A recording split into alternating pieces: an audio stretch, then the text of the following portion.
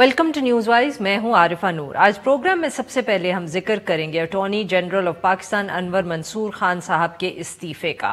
गुज़िश्ता रोज़ justice काजी फायज़ ईसा के खिलाफ दायर किए हुए रेफरेंस के जो एक अपील सुनी जा रही है सुप्रीम कोर्ट के अंदर, उसके अंदर अनवर मंसूर साहब ने अदलिया के हवाले से एक बयान दिया प्रोसीडिंग्स के दौरान, जिस पर सुप्रीम कोर्ट के फुल बेंच ने एतराज़ किया और अटॉर्नी जनरल साहब ने जो अपने रिमार्क्स थे उनको वापस लिया। मगर पाकिस्तान बार काउंसिल ने बाज़ाब्ता तौर पे अटॉर्नी जनरल से इस्तीफ़ा तलब कर लिया, क्योंकि बार काउंसिल का मौक़िफ़ ये था कि जो अटॉर्नी जनरल के रिमार्क्स थे उनके ज़रिए अदलिया को मुतनाज़ बनाने की कोशिश की थी। अनवर मंसूर साहब ने जो सदर मुमलिकत को इस्तीफ़ा भेजा है उसमें भी यही वजह बयान की है कि पाकिस्तान बार काउंसिल का जो एक डिमांड आई उनकी तरफ से, उसकी वजह से उन्होंने इस्तीफ़ा दिया, बिकॉज एज अटॉर्नी जनरल वो चेयरमैन भी हैं पाकिस्तान बार काउंसिल के, और इसलिए उन्होंने ये फैसला किया और ना उनके पास कोई ऑप्शन रहता था कि वो इस्तीफ़ा ना दें। मगर जो हुकूमत है उसका जो मौक़िफ़ है वो थोड़ा फ़र्क है।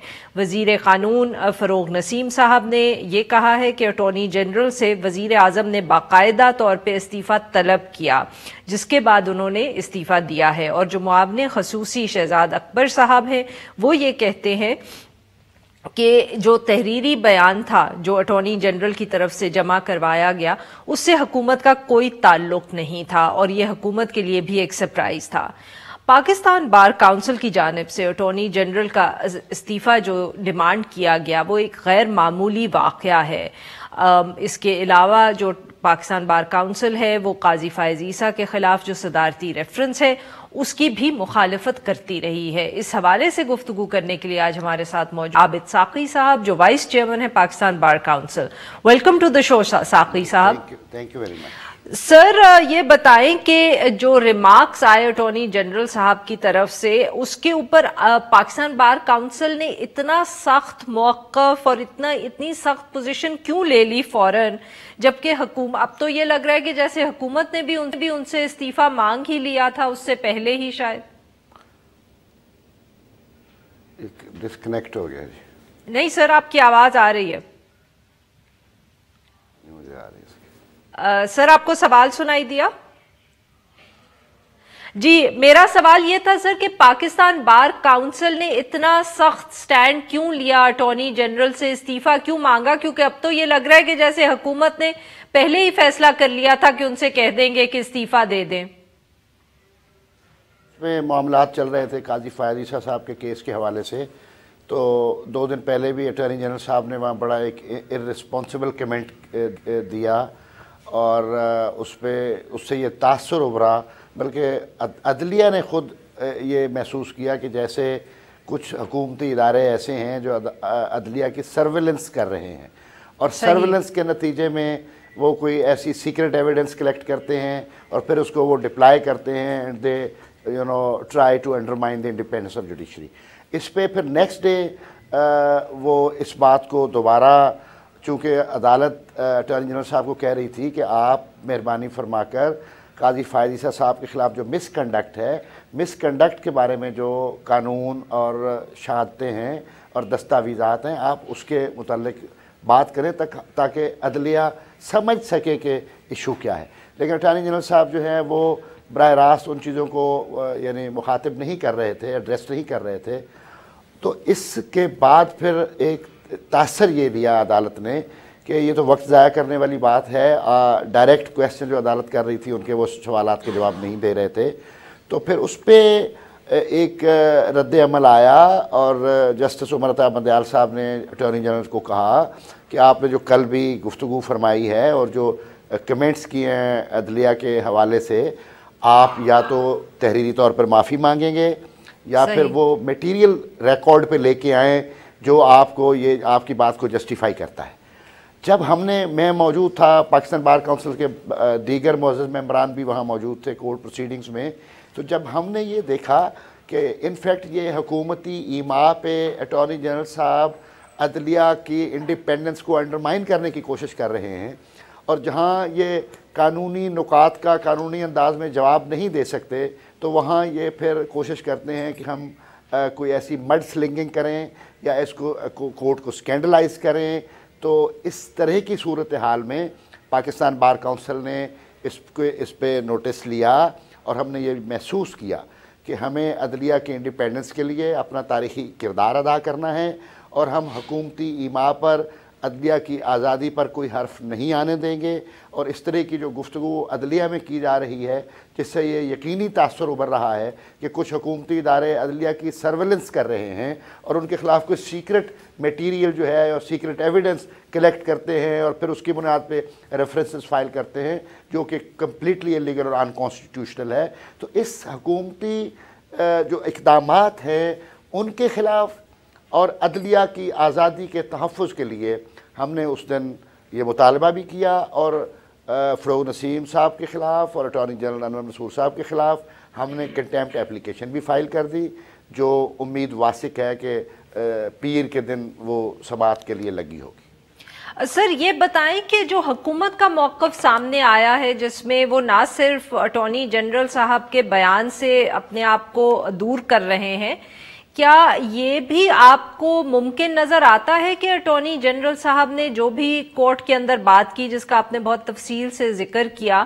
کہ وہ ان کے اپنے ریمارکس تھے، ان کا اپنا موقف تھا اور حکومت کا اس سے کوئی تعلق نہیں تھا؟ حکومت نے صرف ان کے اوپر ان ریمارکس کے اوپر ان کو اتنا وہ شوق لگا کہ انہوں نے بھی اٹارنی جنرل پہ پریشر ڈالا کہ وہ استعفیٰ دے دیں۔ نہیں، ایسی بات نہیں ہوتی، لیکن جو اٹارنی جنرل ہے یہ فیڈریشن آف پاکستان کا اور فیڈرل گورنمنٹ کا پرنسپل لا آفیسر ہے۔ یہ ہو نہیں سکتا کہ وہ اپنے کلائنٹ کی اجازت اور مرضی کے بغیر کوئی ایسی سٹیٹمنٹ کورٹ میں دیں جو وہ ان کی اپنی ہو۔ یہ ان کی اپنی نہیں ہوتی، but he represents the federation while appearing as attorney general in the court. تو یہ تاثر اب کریٹ کیا جا رہا ہے، اب حکومتی افراد اپنے آپ کو بچانے کے لیے یہ سارا ملبہ انور منصور صاحب پہ ڈال رہے ہیں، اور ہمیں ہماری جو معلومات ہیں وہ وقت آنے پر ہم ان کو منکشف بھی کریں گے، اور ہم نے جو کنٹیمپٹ اپلیکیشن میں یہ ذکر بھی کیا ہے کہ ہم تو اس بات کا بھی مطالبہ کر رہے ہیں کہ انویسٹیگیٹ کیا جائے، انکوائر انٹو کیا جائے، پروب کیا جائے اس ایشو کو کہ انور منصور صاحب نے کون سے حکومتی وہ اہلکار تھے، وہ افراد تھے جن کے کہنے پر یہ سٹیٹمنٹ کورٹ میں دی ہے، اور ان کو ہم لاجیکل اینڈ تک لے کے جانا چاہتے ہیں، تاکہ یہ جو سلسلہ چل رہا ہے کہ اگر حکومت کی مرضی کے خلاف کوئی فیصلے آتے ہیں تو وہ عدلیہ کو دبانے کے لیے مختلف ہتھ کنڈے استعمال کرنا شروع کر دیتے ہیں، اور انڈیپینڈنس آف جوڈیشری جو آئین میں گارنٹیڈ ہے، جو آئین کا ایک ان آلٹریبل کریکٹر ہے، اس کو وہ ڈیمیج کرنے کی کوشش کرتے ہیں۔ تو پاکستان بار کونسل اور bar associations as a whole legal fraternity will stand with the independence of judiciary، اور ہم یہ حکومتی اداروں کو قطعاً یہ نہیں کرنے دیں گے کہ وہ اپنی من پسند کے فیصلے نہ ہو سکنے کی وجہ پر عدلیہ کے وقار اور عدلیہ کی تحفظ اور عدلیہ کی آزادی کو پامال کریں۔ سر یہ بھی بتائیے گا کہ کیا یہ جو واقعہ ہوا ہے اور جس طرح انور منصور صاحب کے پاس اب کوئی آپشن نہیں رہا سوائے استعفیٰ دینے کا، تو تھنک اب اس کے بعد حکومت جو ہوگی اس قاضی فائز عیسیٰ صاحب کے کیس کے حوالے سے زیادہ احتیاط برتے گی، اور ہمیں اب اس طرح کے سٹیٹمنٹس نظر نہیں آئیں گے کورٹ پروسیڈنگز کے دوران؟ نہیں، اب احتیاط خیر کیا برتیں گے، وہ تو انہوں نے یہ اٹارنی جنرل صاحب نے پہلے بھی جو ہے عدلیہ کے خلاف پریس کانفرنس ہولڈ کی ہیں۔ اب یہ عجیب بات ہے کہ کوئی اگر عدلیہ کا جج یا عدلیہ کا کوئی بینچ حکومتی مزاج کے خلاف کوئی فیصلہ دیتا ہے تو یہ پریس کانفرنس ہولڈ کرنا شروع کر دیتے ہیں، اور پھر ساتھ یہ انٹیمیڈیٹ کرتے ہیں کہ ہم ان ججز کے خلاف ریفرنس لے کے آئیں گے۔ یہ لا منسٹر صاحب نے ٹی وی پہ آ کے پبلکلی یہ اناؤنس کیا تھا کہ ہم یہ وقار احمد سیٹھ دی آنریبل جج of the Peshawar high court کے خلاف ہم ریفرنس فائل کریں گے۔ تو یہ ایک نئی ٹرینڈ انہوں نے ڈیولپ کر لیا ہے کہ جو شخص اور جو ادارہ ان کی بات نہیں مانے گا یہ اس کو ڈسٹرائے کرنے پر اتر آئیں گے، اور اب ان کا جو ٹارگٹ ہے وہ عدلیہ ہے، اور یہ میں سمجھتا ہوں کہ حکومتی ذہن جو ہیں اور حکومتی جو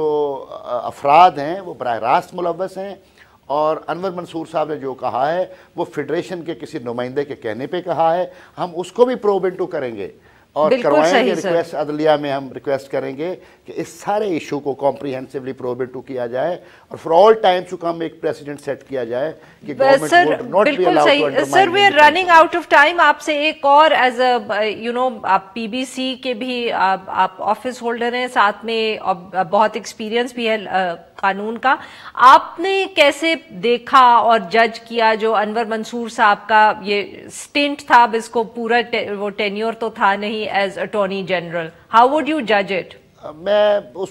ذاتی طور پہ میں ان کا احترام کرتا ہوں, میرے وہ سینئر ہیں, اور جس خوبصورت انداز میں انہوں نے استعفیٰ دیا ہے اور استعفے میں جس طرح انہوں نے ایک بڑی کوثر و تسنیم سے دھلی ہوئی زبان استعمال کی ہے, میں سمجھتا ہوں یہ ان کا گڈ جیسچر ہے اور میں ان کے اس ریزگنیشن کو یعنی اپریشیٹ کرتا ہوں. اور جس انداز میں انہوں نے at least Pakistan bar council کے ایشو کو آنر کرتے ہوئے اور اپنی لیگل فرٹرنیٹی کے ساتھ کھڑے ہونے کا اعلان کرتے ہوئے انہیں استعفیٰ دیا ہے, تو میں ان کو بار میں ویلکم کرتا ہوں. And I have a great respect for the gentleman as a my senior. اور میں ان کی ذاتیات پہ کوئی ایسا کمنٹ کرنے کے لیے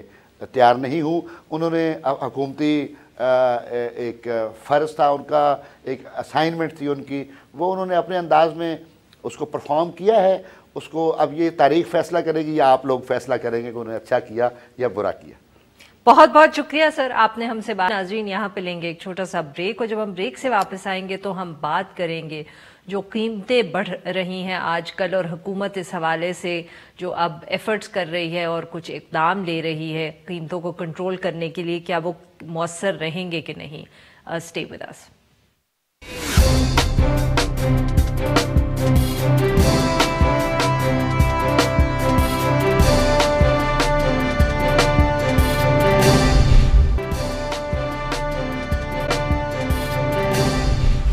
ویلکم بیک. پروگرام کے اس حصے میں ہم ذکر کریں گے ملک میں بڑھتی ہوئی مہنگائی کا اور جو حکومتی اقدامات ہیں اس حوالے سے مہنگائی کو کنٹرول کرنے کے.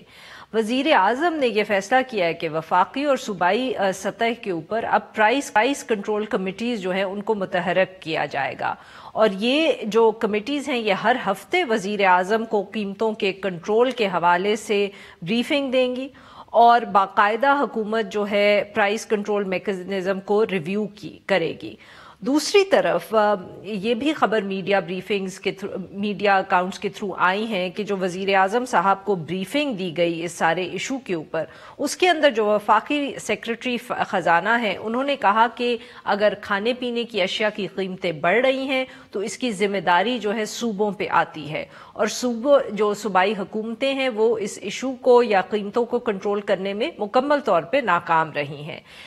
یہ جو موقف ہے یہ صرف میڈیا بریفنگ سے تھرو ہمیں معلوم نہیں ہوا کہ فائنانس سیکرٹری نے یہ بات کی ہے, ایک وفاقی وزیر فواد چودھری صاحب نے بھی یہی موقف اپنایا ہے. انہوں نے انٹرویو کے اندر دعویٰ کیا ہے کہ وزیر اعظم کی جگہ پہ اگر وہ ہوتے تو صوبائی چیف سیکرٹریز کو اب تک فارغ کر چکے ہوتے, کیونکہ قیمتیں جو ہے کنٹرول انہوں نے کرنی ہے.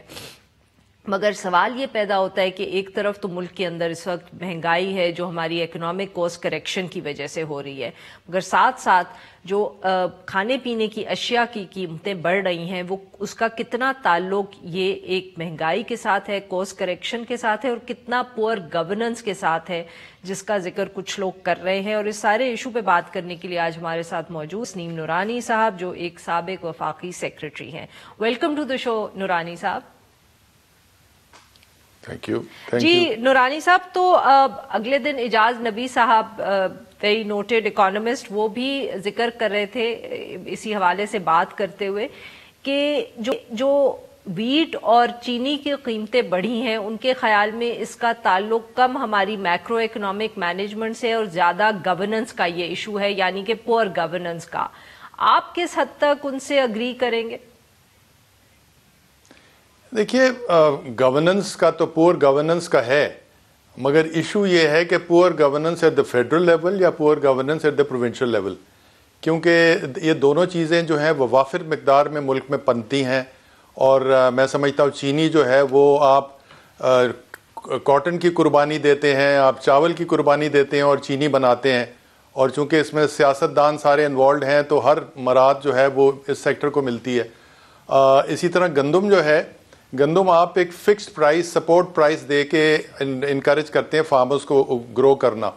اور فارمرز کے پاس آپشن بھی کم ہوتا ہے, تو گندم آپ کے پاس وافر ہوتی ہے اور بڑی مقدار میں پہ گورنمنٹ خریدتی ہے اور اس کو سٹور کرتی ہے سیکیورٹی, فوڈ سیکیورٹی کے لیے, اسی لیے کہ کسی سٹیج پہ کم نہ ہو جائے. مارکیٹ میں پرائیویٹ سیکٹر میں بھی گندم جاتی ہے, مگر گورنمنٹ خود خریدتی ہے فارمرز کو سپورٹ کرنے کے لیے اور دوسرا سٹاک رکھنے کے لیے.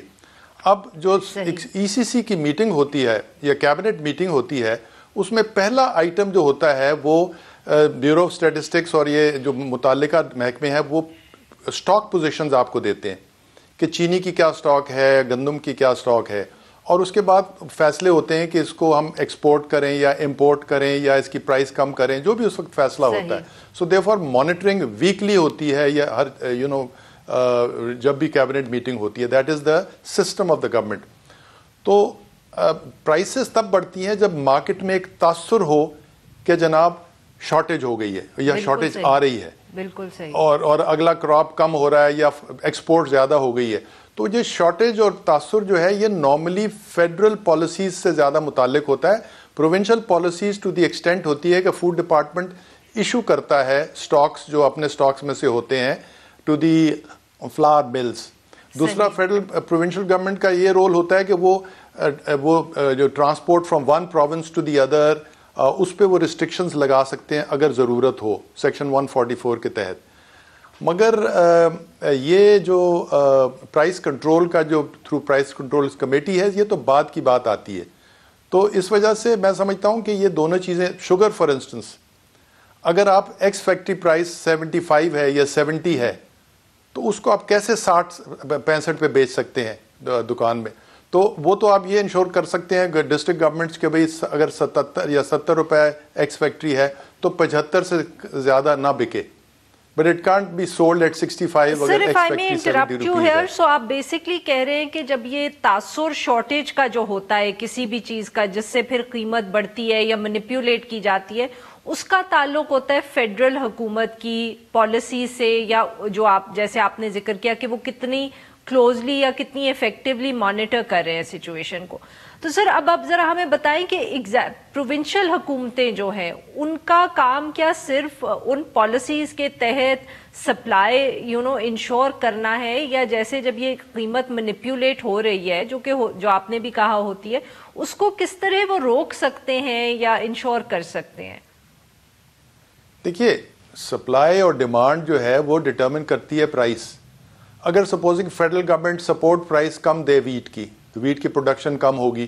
اگر سپوزنگ فیڈرل گورنمنٹ ایکسپورٹ کرنے کی اجازت دے تو ایک تاثر ملے گا کہ شارٹیج ہونے والی ہے, ٹھیک ہے نا. اور اگر سو دیرفور یہ چیزیں ایک دفعہ جب تاثر ہو جاتا ہے اور ایک بھگدڑ مچ جاتی ہے یا لوگ جو ہیں وہ ہورڈنگ کرنے لگتے ہیں, تب آپ کہہ سکتے ہیں کہ پھر پروونشل گورنمنٹ کا رول آ سکتا ہے کہ جناب اگر کوئی بہت زیادہ ہورڈنگ کر رہا ہے تو آپ اس کو پکڑیں. حالانکہ یہ بھی اتنا آسان نہیں ہوتا. پروونشل گورنمنٹس کا نارملی رول جو ہے جس کو آپ ڈسٹرکٹ ایڈمنسٹریشن کہتے ہیں وہ نارملی لا اینڈ آرڈر ہوا کرتا تھا. اب وہ ڈپٹی کمشنرز کو آپ نے پرائس کنٹرول کمشنرز بنا دیا ہے تو ظاہر ہے ان کا رول بڑھ گیا ہے, دیر از نو ڈاؤٹ اباؤٹ اٹ. اس میں ان کا رول سرٹنلی افیکٹو ہے. ایک اگر مجھے بتائیے کہ اگر سپوزنگ پروونشل گورنمنٹس انکمپیٹنٹ ہے تو پھر سارے صوبوں میں شارٹیج کیوں ہے؟ مطلب سارے صوبوں کی پروونشل گورنمنٹس ایک دم انکمپیٹنٹ ہو گئی یکساں. جی سر, مطلب یہ ہے کہ دنیا تو یہی کہہ رہی ہے نا سر, یہی تو سوال ہے کہ جب سے نئی حکومت آئی ہے تو ساری پروونشل گورنمنٹس انفیکٹو ہو گئی ہیں. نہیں, ایسی کوئی بات نہیں ہے. بات یہ ہے کہ پروونشل گورنمنٹس انفیکٹو ہیں, مگر یہ جو اس وقت پرائس یا شارٹیج ہوئی ہے یا پرائس شوٹ اپ کر گئی ہے, اس میں میرا مطلب پروونشل گورنمنٹس اس واسطے نہیں ہے کہ ایک ویٹ کے بارے میں ایک تاثر پھیلا کہ جناب جو بھی ان کے کیلکولیٹرز ہیں, جو بھی ان کے ٹریڈرز ہیں کراچی میں بیٹھے ہوئے, لاہور میں بیٹھے ہوئے, ان کا یہ تاثر تھا کہ جی شارٹیج ہونے والی ہے, پرائس بڑھ گئی. انہوں نے ہو سکتا ہے کہ سپلائی میں تھوڑی سی یعنی جیسے مینیپولیٹ کرتے ہیں انہوں نے مینیپولیٹ کیا. جب پرائس بڑھی تو لوگوں کو احساس ہوا کہ بھئی تو بہت بڑھ رہی ہے اور اس کا کوئی تک نہیں ہے. پھر پروونشل گورنمنٹس کو کہا گیا. سو بڑھنے میں پروونشل گورنمنٹس کا کوئی رول نہیں ہے. اب کنٹرول جو ہے کس حد تک کرتے ہیں گورنمنٹ کی پالیسیز ہوتی ہیں کہ آپ یوٹیلیٹی سٹورز کھول دیں, وہ ایک لیپا پوتی کا ایک سٹائل ہوتا ہے جو ہر گورنمنٹ کرتی آئی ہے, ان کے یہ بھی کرتی ہے. پھر ہوتا ہے کہ جی اچھا دیکھیے یوٹیلیٹی سٹورز کی تعداد 4000 5000 ہے, صحیح, اس کے جو تعداد لوگوں کے ہیں وہ تو انفیٹسمل, آپ سپوزنگ 100 میں سے 5 بندے یا 10 بندے اس سے مستفید ہو سکتے ہیں, مگر ایک ہیڈ لائن لگانے کا ایک طریقہ ہمیشہ گورنمنٹ کے ساتھ رہا ہے. جب میں سیکرٹری تھا کامرس کا تو ہمارے منسٹر صاحب جو تھے وہ موجودہ جو اس وقت ہیں وہ بڑے اس کے خلاف تھے بند کرنے کے لیے. تو میں نے ان سے اس وقت بھی کہا تھا, میں نے کہا جی اس کو تھوڑا کر دیں, آپ سٹورز 400-500 کر دیں, مگر بند نہ کریں, کیونکہ حکومتیں آئیں گی اور ان کو سرخیاں لگانے کے لیے ضرورت ہوگی کسی چیز کی, تو یوٹیلیٹی سٹورز جو ہیں وہ بڑی ہینڈی ہوتی ہیں. ایک ایمرجنسی سچویشن میں سرکار کو یہ دکھانے کے لیے کہ وہ کچھ کر رہے ہیں, مگر وہ سولوشن نہیں ہے. صحیح, it is certainly not the solution, کیونکہ اس کی تعداد بہت کم ہے. کسی زمانے میں جب ہوتا تھا وہ ڈیپوز ہوتے تھے, ریشن ڈیپوز ہوتے تھے, وہ ایک ایکسٹینسو چیز تھی, ہزاروں کی تعداد میں راشن ڈیپوز ہوتے تھے. تو وہ ایک آپشن تھی کہ کم از کم گندم اور چینی یا دال جو تھی وہ اس کے تھرو جاتی تھی, اور وہ اس میں بھی بڑی بدعنوانیاں ہوتی تھیں. مگر so utility stores while it's a good weapon to make head lines,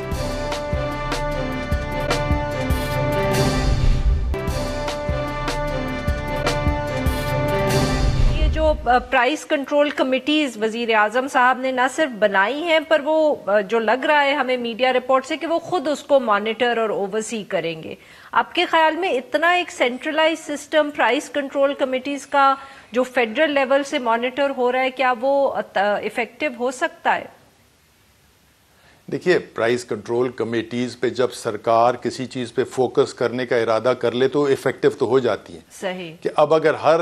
field officer کو پتا ہے کہ بھئی اب پرائس ہماری جو ہے نا وہ جواب طلبی پرائس کنٹرول کمیٹی کے پرفارمنس پہ ہوگی, تو بس باقی سارے کام چھوڑ کے پرائس کنٹرول کمیٹی کی طرف توجہ دینے لگ جائیں گے. دن میں اگر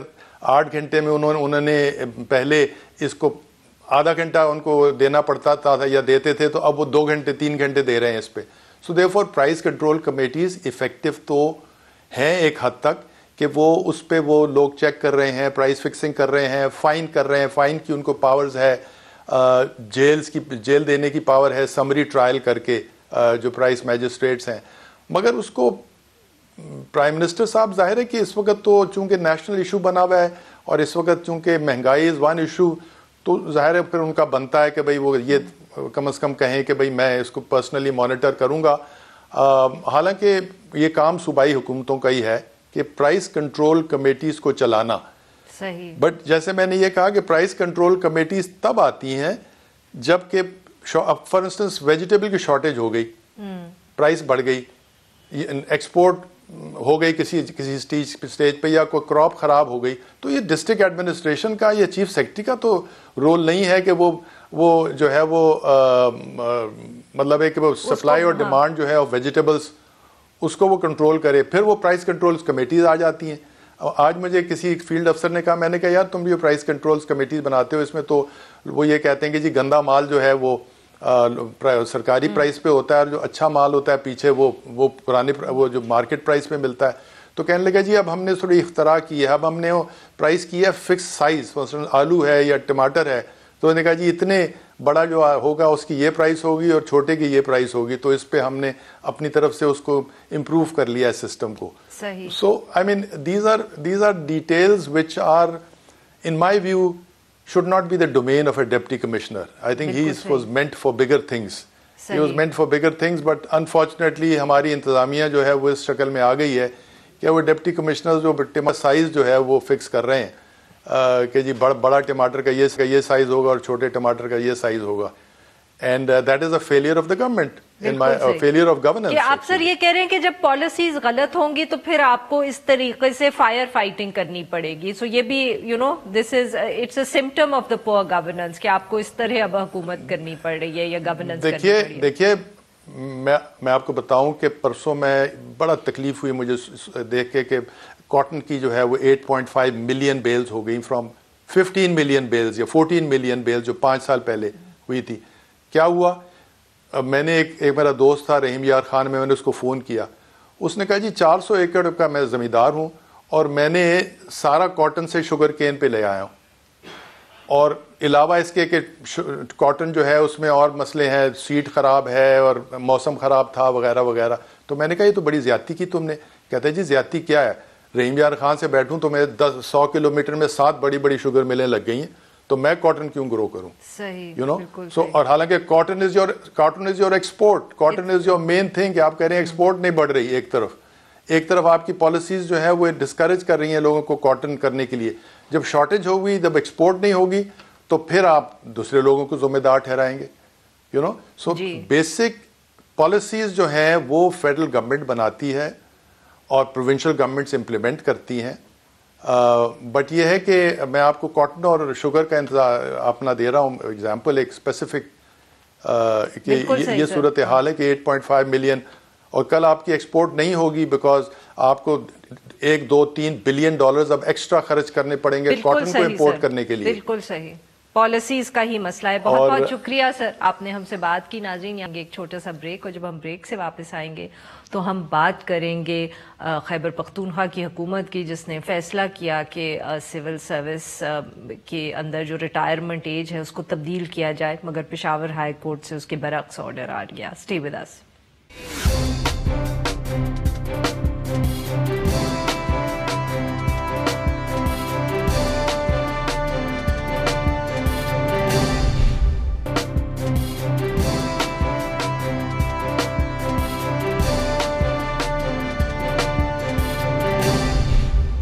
ویلکم بیک. پروگرام کے آخر میں ہم ذکر کریں گے خیبر پختونخوا کی حکومت کا. حکومت نے یہ فیصلہ کیا کہ سرکاری ملازمین جو ہیں ان کی مدت ریٹائرمنٹ 60 سے بڑھا کے 63 سال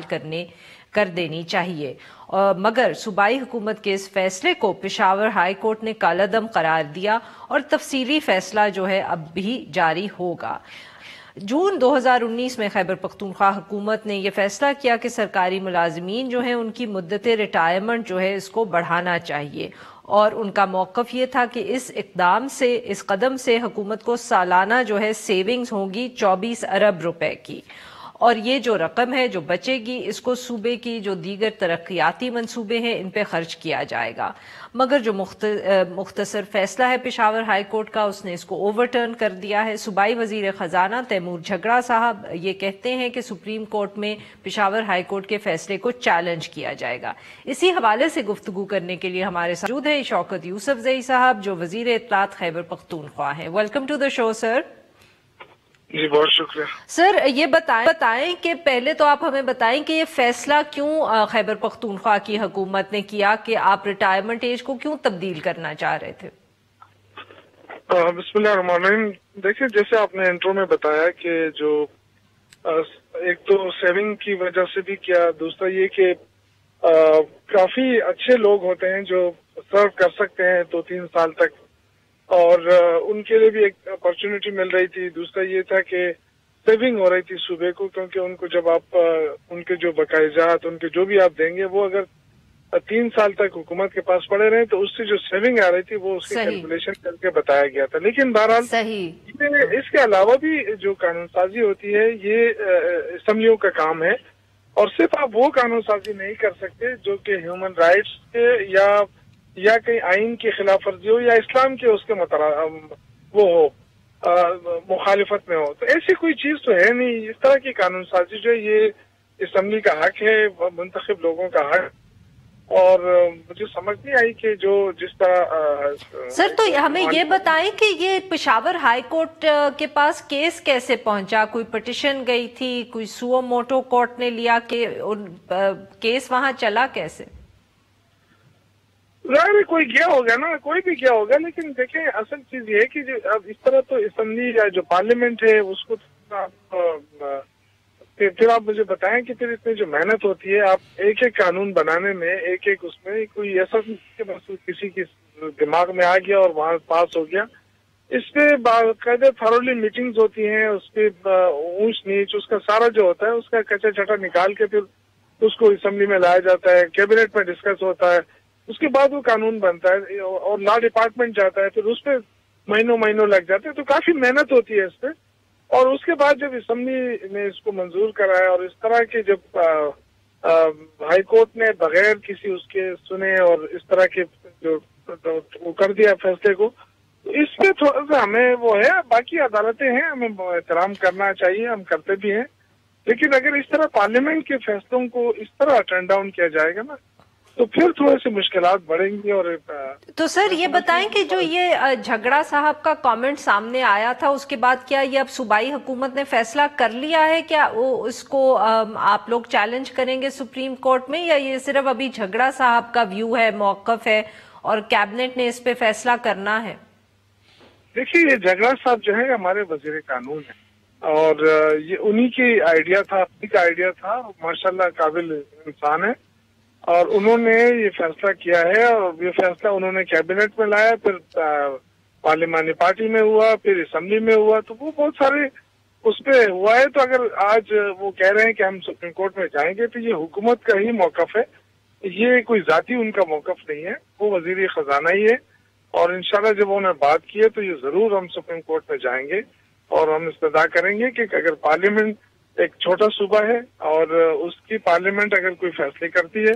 اور اس کو کوئی عام آدمی جا کے بھی درخواست دے دے اور اس پہ جو ہے نا فیصلہ یہ آتا ہے تو اس سے مایوسی ہوگی۔ سر بٹ یہ ایک تاثر سا بنتا چلا جا رہا ہے خیبر پختونخوا میں کہ آپ لوگوں کے خلاف فیصلے آتے ہیں پشاور ہائی کورٹ سے اور پھر آپ ان کو چیلنج کرتے ہیں سپریم کورٹ سے، تو وہاں ذرا آپ کے حق میں فیصلے آ جاتے ہیں۔ کیا یہ تاثر صحیح ہے؟ کیونکہ بی آر ٹی کیس میں بھی کچھ ایسا ہی ہوا ہے۔ دیکھیے یہ تاثر تو ہم نہیں کرتے لیکن یہ تاثر ہونا نہیں چاہیے۔ تو سر لگ تو یہ رہا ہے کہ جیسے جو صوبائی حکومت ہے اور جو پشاور ہائی کورٹ ہے ان کے درمیان کوئی جیسے نا ایک تناؤ کا سا رشتہ سا بن رہا ہے۔ دیکھیے ہم تو عزت کرتے ہیں، ہمارے لیے تو بہت مقدم ہے ہائی کورٹ اور سپریم کورٹ دونوں، ہم تو کسی صورت میں بھی اپنے اداروں کو اس طرح کمزور نہیں دیکھنا چاہتے، نہ ہی ان پہ کوئی انگلی اٹھانا چاہتے ہیں، لیکن ہر ادارے کو ایسے فیصلے کرنے چاہیے جس پہ ان پہ کوئی انگلی نہ اٹھا سکے۔ جس طرح آج آپ نے بات کی اس طرح کل کوئی اور بات کرے گا، ہم اس کی وضاحتیں کریں گے کہ جی ہم ایسا نہیں چاہتے، نہ ایسا کرتے ہیں، لیکن میری جو عرض ہے نا وہ یہی ہے کہ اگر فیصلے میرٹ پہ ہونے چاہیے اور اگر خواہ اگر آپ سمجھتے ہیں کہ جی واقعی کسی حقوق کی پامالی ہو رہی ہے یا کسی کے حقوق مارے جا رہے ہیں یا اسلام یا مذہب، سر آپ کے خیال میں کیا شاید یہ ایشو تو نہیں تھا کہ پروونشل بیوروکریسی جو ہے شاید اس کو اعتراض تھا آپ کے اس فیصلے سے یا قانون سے، آپ نے ان کو آن بورڈ نہیں کیا تھا before making this change in the rules? دیکھیں کیس کچھ بھی ہو لیکن ایک پارلیمنٹ فیصلہ کرتی ہے نا تو وہ اس پارلیمنٹ کے اندر منتخب لوگ بیٹھے ہوتے ہیں اور پاکستان جو صوبے کے عوام ہے انہوں نے ان کو منتخب کیا ہوتا ہے، اور میں نے آپ سے کہا نا کہ جو 2-3-4 چیزیں ہیں جس میں آپ قانون سازی نہیں کر سکتے، وہ اس کے علاوہ تو آپ کو کوئی منیت نہیں ہے۔ اگر یہ کوئی ایک بندے کا فیصلہ تو نہیں ہے تو پورے پارلیمنٹ کا فیصلہ ہے نا، جب پورے پارلیمنٹ کا فیصلہ ہوتا ہے تو وہ نہیں ہو سکتا کہ آپ اس کو اس طرح آسانی کے ساتھ اٹھا کے پھینک دے باہر۔ نہیں سر میں تو صرف اس پوائنٹ سے کہہ رہی تھی کہ شاید بیوروکریسی کو آپ نے اگر ان سے آپ کنسلٹیشنز پہلے آپ نے کی کہ نہیں کی؟ پہلی بات یہ ہے کہ یہ جو پروسیس سٹارٹ ہوتا ہے یہ سارے جو کاغذی کاروائی ہوتی ہے یہ بیوروکریسی کرتی ہے، کوئی ڈھکی چھپی بات تو نہیں تھی۔ جس کیبنٹ کے اندر منتخب لوگ بیٹھے ہوتے ہیں اس میں ساری بیوروکریسی بھی بیٹھی ہوتی ہے، چیف سیکرٹری سے لے کے ہر ڈپارٹمنٹ کا سیکرٹری وہاں موجود ہوتا ہے۔ تو ایسی بات نہیں ہے کہ اور آپ کو کی جمہوریت کے اندر میجارٹی کے فیصلے کو تسلیم کیا جاتا ہے نا۔ اگر آپ یہ کہیں کہ نہیں جی 4 نے مخالفت کی تھی اور 10 نے حمایت کی تھی، ٹھیک ہے، جمہوریت میں تو یہی ہوتا ہے نا کہ سب کو ماننا پڑتا ہے۔ تو یہ جو میں سمجھتا ہوں کہ اس میں تھوڑا سا جلد بازی ہو سکتی ہے یا کوئی بھی ایسا ہو سکتا ہے، لیکن میں سمجھتا ہوں کہ ایسے فیصلوں میں بڑے احتیاط کرنا چاہیے، کیونکہ یہ جو آپ پارلیمنٹ کی وقت کو ختم کر کے اس طرح کے جو فیصلے ہوتے ہیں نا، اس سے تھوڑے سے لوگ مایوس بھی ہوتے ہیں کہ اچھا پارلیمنٹ نے فیصلہ کیا اور ہائی کورٹ نے اس کو اٹھا کے باہر پھینک دیا۔ بالکل صحیح سر، بہت بہت شکریہ آپ کا سر، آپ نے ہم سے بات کی۔ آج کے لیے بس اتنا ہی، we'll be back tomorrow at the same time.